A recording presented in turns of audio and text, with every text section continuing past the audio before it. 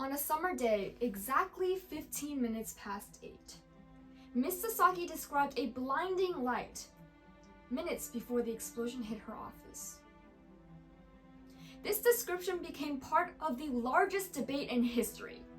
The world would never have fathomed the bombing in Hiroshima if not for Hiroshima survivor Miss Sasaki, whose stories were illuminated in John Hersey's chapter, The Noiseless Flash.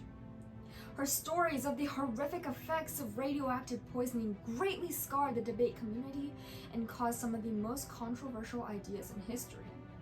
At the center of this moral dilemma was President Truman, who executed the decision to plant the, quote, most horrific bomb in the history of the world in the factory city of Hiroshima. Whether this decision had prevented war or created unnecessary cruelty greatly questioned my understanding of what a leader had to prioritize. My name is Nina Wan, and I am a high school debater. My policy interests have always led me to seriously question the impacts of a decision before they are even made. When faced with a difficult decision, is it the importance of power, peace, or prosperity that answers the question of action?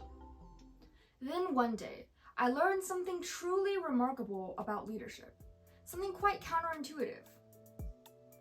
My advisors said something that still resonates with me today. It is better to debate a question without settling it, than to settle a question without debating it. Often disregarded, but vitally important, some of the greatest thinkers in history have applied this idea. As Albert Einstein said, if I had an hour to solve a problem, I would spend 55 minutes thinking about the problem, and only 5 minutes thinking about solutions. Armed with this advice, I began to engage in discourse on my high school debate club. Engaging in tournaments was truly a liberating experience. Every weekend, I went to tournaments and faced many arguments different from my own, but instead of hostility, we were sharing ideas and exploring possibilities. While each person in the round may not have agreed in their claims, they all came out of the round more empowered and more knowledgeable of not just our own ideas, but others. But I realized that sharing ideas was never just a one-person thing. I wanted to help my peers in the debate club get involved as well, and I did this in a couple of ways. First, as the president and captain of my debate team, I was able to organize our debate tournament, which included hundreds of entries and people who were able to collectively share ideas. Then, at the end of each tournament, I began to connect with my competitors. And instead of being defensive, we were able to share our research and our evidence, allowing us to grow even more in future state and national tournaments. But finally, and most importantly, I was able to connect with my team. Every Friday, sharing my evidence and knowledge with my novices has become the most rewarding experience for me in high school. I was able to see my underclassmen go from the novice division to now competing and traveling together at the national debate tournament. And none of this would have happened if I wasn't able to share and connect my ideas with others. And I believe that is what true leadership looks like. The constant ability to improve from our interactions with others and to help others realize the same. To improve and change oneself is to change others.